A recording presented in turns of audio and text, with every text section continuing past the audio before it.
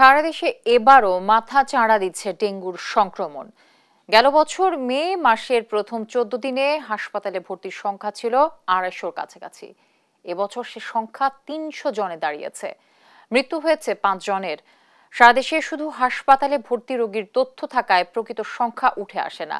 তবে এবার সব হাসপাতালের ল্যাব থেকে ডেঙ্গু শনাক্তের তথ্য সংগ্রহ করবে অধিদপ্তর। বিস্তারিত হাসান মাহমুদের রিপোর্টে।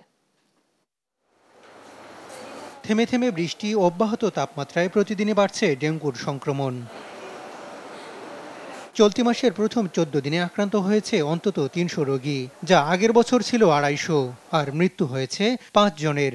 জ্বর অনেকদিন যাবৎ, গত পরশু দিন বলছে যে ডেঙ্গু সেরে গেছে নাকি, এখন ভাইরাস আছে, এখন চেকআপ চলতেছে।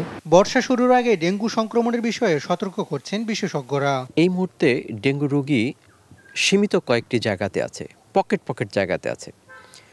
এই মুহূর্তে সিটি কর্পোরেশনের যেটি করা উচিত, ডেঙ্গু রোগীটি কোন বাসা থেকে আসছে সেই বাসাকে ধরে হটস্পট ম্যানেজমেন্ট যেটাকে বলা হয়, হটস্পট ম্যানেজমেন্ট যদি আমরা করে দিতে পারি, তাহলে ওই বাসাটা থেকে ডেঙ্গু রোগীটি আর সম্প্রসারিত হবে না, অন্য বাসায় ছড়াবে না।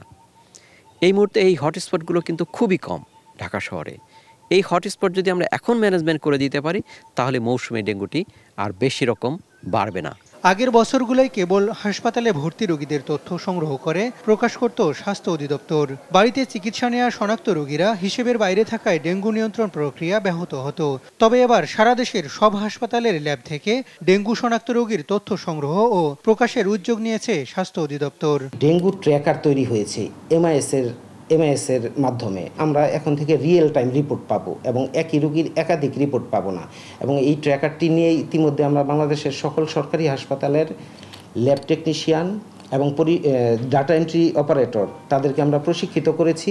তারা এখন থেকে বাংলাদেশের সকল হাসপাতাল থেকে রিয়েল টাইম রিপোর্টগুলো প্রেরণ শুরু করবে। রোগী বৃদ্ধির প্রেক্ষাপটে হাসপাতালগুলোকে দেওয়া হয়েছে বিশেষ নির্দেশনা।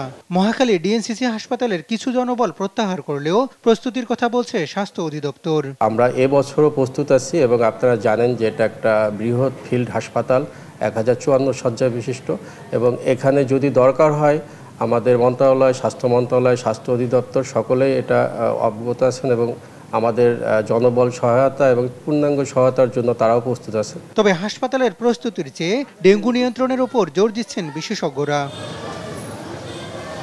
হাসান মাহমুদ, দেশ টিভি, ঢাকা।